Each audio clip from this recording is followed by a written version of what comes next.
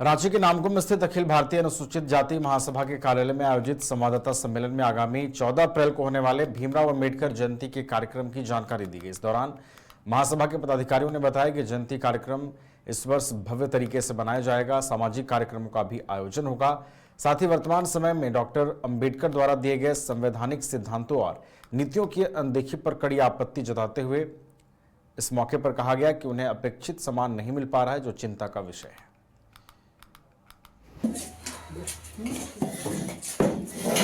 उपलक्ष्य में एक दिन पहले आपका प्रेस को मैं बुला के बताना चाहा कि भाई इस वर्ष थोड़ा विशेष रूप से बाबा साहब की जयंती मनाई जा रही है और लक्ष्य है कि देश में वर्तमान स्थिति बहुत राजनीतिक, पॉलिटिकल और सामाजिक सब तरह से बहुत गड़बड़ चल रहा है। तो चिंतन का विषय है। देश के प्रणेता जो संविधान के दिया है उन्होंने पूरे विश्व को ज्ञान दिया और हम वहीं अंधकार में भटक रहे हैं। इसी पर परिचर्चा के लिए हम प्रेस को बुलाए थे और इस कार्यक्रम को 14 अप्रैल को आपको इनवाइट करते हैं इसी कार्यक्रम के लिए कि भाई आप लोग विशेष करके बाबा साहब का विचारों को प्रकाशित करें, स्थान दें, पेपर में स्थान दें, मीडिया में स्थान दें। यह स्थान पुराना हाईकोर्ट के समक्ष डोरंडा चौक बाबा साहब अम्बेडकर का मूर्ति लगा वहीं पर होगा। तो रंजन साहब कह चुके हैं, लेकिन आज पूरे देश के अंदर लोग भूल गए कि किस तरह से आज अपने उस ओहदे में बैठे हैं, किस तरह से हमारा देश आजाद हुआ।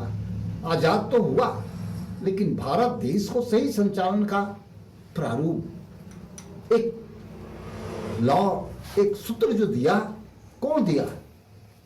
हमारे बाबा साहब भीमराव अंबेडकर ने दिया। लेकिन आज देश इस बात को अनदेखी, अनसुनी कर रहा है।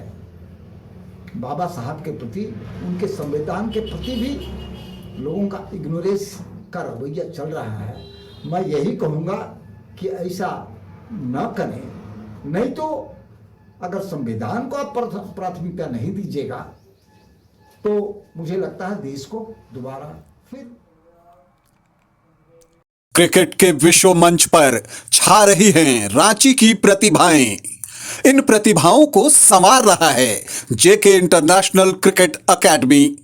अनुभवी कोच की देखरेख, सुविधाओं से लैस जेके क्रिकेट एकेडमी अनुशासन और आत्मविश्वास का विश्वास भरा सफर।